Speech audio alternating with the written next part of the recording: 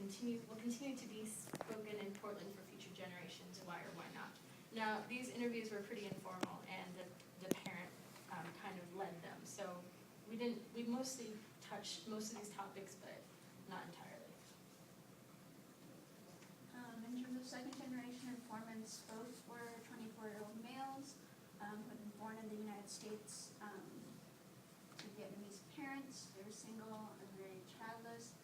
One was an engineer at Intel, and the other is currently attending pharmacy school. They're both friends of mine, so they were very informal interviews. I just took notes on the laptop and had a quick chat with them.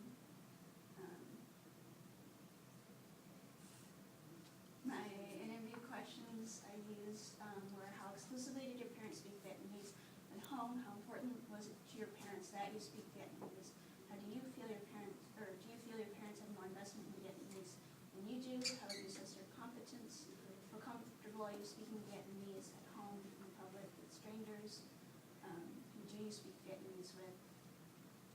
Do you identify more as Vietnamese or American, and in what ways? Would you teach or encourage your hypothetical children to learn Vietnamese? And do you think Vietnamese has a future in Portland?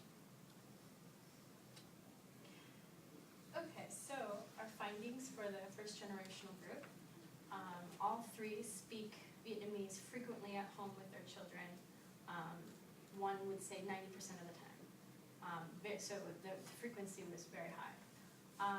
All three informants for the first generational group consider passing on these cultural values and positive language attitudes to the children of the utmost importance. And they all rely really heavily on the church community and the church programs provided there. They all strongly encourage their children to use Vietnamese. Your informant. Yeah, so the first man that we spoke to, the chairman, Francis, was very interesting because previously, before he immigrated to the U.S. in the 70s, he was a language educator in Vietnam. So he knew about like a lot of the things that we were asking him about, like language vitality and how languages can be wiped out of your ethnic community that immigrates. So he was a very helpful informant. So when we asked him these questions, he kind of revealed to us his underlying kind of fear for the reality of things. He said that no matter what we do, like English is these children's first language, so we can't change that. So he kind of said a lot like we have to accept this reality and work around it. So and they really tried to, while running the school, they really tried to focus on making learning the language more enjoyable for the children, because he admitted that it's a very difficult language to learn, and the children don't like doing it because they don't see it really. He agrees that they don't really see it as an important part of their culture. Because they go to these cultural events, the children are enjoying it, having fun, participating. They're very active in their culture and their traditions, and they enjoy it. However, the children are speaking in English the entire time. So they don't really see a connection for that role of English in their traditions. So basically he's just saying like we're doing anything we can to keep it as vital as possible. And they're making a couple of efforts, like they're trying to, their school is accredited since 2009, so you do have language credits from there. And they're also trying to implement a program to like bring college grads that went to the school or at least participated in the church community there, to bring them back as teachers and kind of like use their experiences to inspire the children. And also they would really love to see, like his ultimate dream is to have a bilingual school, because he understands that it has to be bilingual, that the children speak English and they need to reinforce their language abilities with English because that is the language of the country, but they also want to reinforce Vietnamese. And he admitted that his own son speaks very limited Vietnamese, which like in the home he'll speak in Vietnamese or he'll code switch, but the child won't be able to respond always in Vietnamese because he explain abstract concepts. So it kind of worries him as a parent. So, and also, yeah, so now, like, kind of the thoughts that we came out of this, like, that everything that he told us, there's like this slow trickle of immigration now. It's not like as abundant as it was back then. So the generations now are like not being able to speak Vietnamese or very minimal ability. So, like, will this be enough of a strong foundation that this church and other schools, because there are other schools in the community, is this a strong enough foundation that they're building for these children, or will it diminish with time as these kids grow up and have children? And the next two parents were a bit more optimistic. When I asked them, what do you think the future of Vietnamese is in Portland? They kind of replied, well, we're doing this, and this. These are what my kids are doing. This is what I'm doing. So they're very focused on the present, and in that comes kind of an optimism. So I'm not sure that they're kind of willing to look deeper into that as our first interview did. And they spend a lot of time volunteering, like I said. They do acknowledge that there are these difficulties and challenges because they want their child to be really fluent in English and to succeed in the US, but they also want to hang on to that Vietnamese tradition. So there's that fine balance, and they acknowledge how difficult it is for their children and even for them, and that, you know, how to do it is just the problem. So that came up a lot. So. In terms of findings for the second generation group, one of the informants speaks very limited Vietnamese and only within the domain of the household. And the second informant does speak Vietnamese fluently, attends Vietnamese church, but says that others in this generation do not, and so he has no one to really use it with.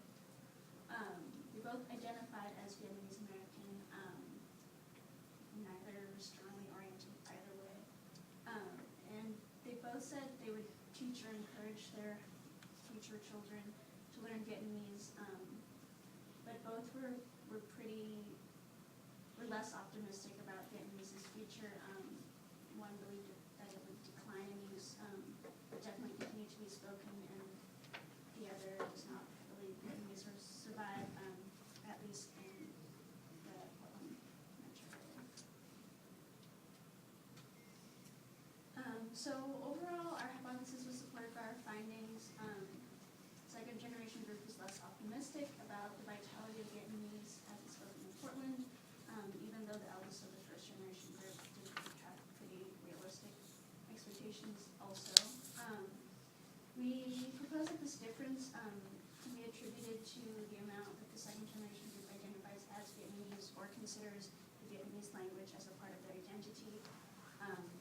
As discussed in Pearson, English and Vietnamese are both salient components of the Vietnamese Americans, and so yeah, as opposed to them identifying as purely Vietnamese or purely American, it's less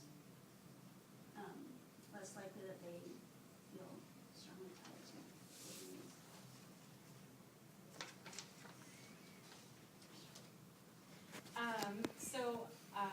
Areas for improvement in our methodology.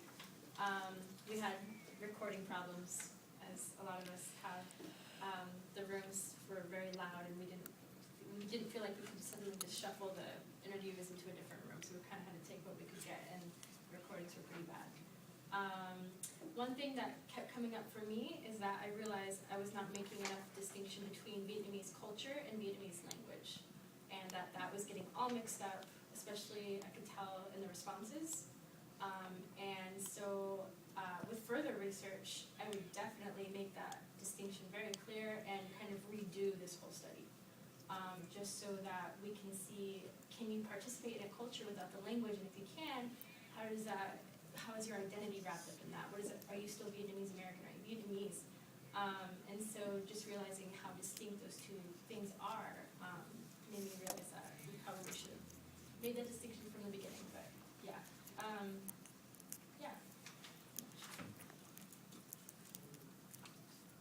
Yeah, there's also areas for improvement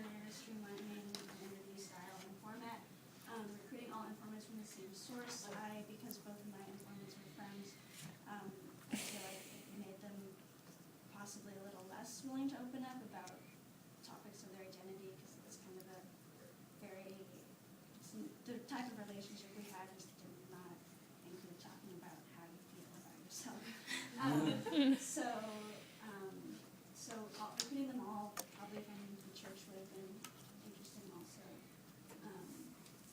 And we kind of went over the further research questions, investigating links between identity and language ideology.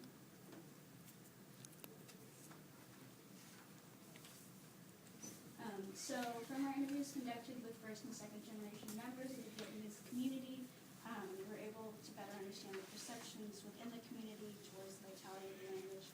Our interviews demonstrated the generational divide in both optimism for Vietnamese future and the amount of proactiveness undertaken to ensure that future.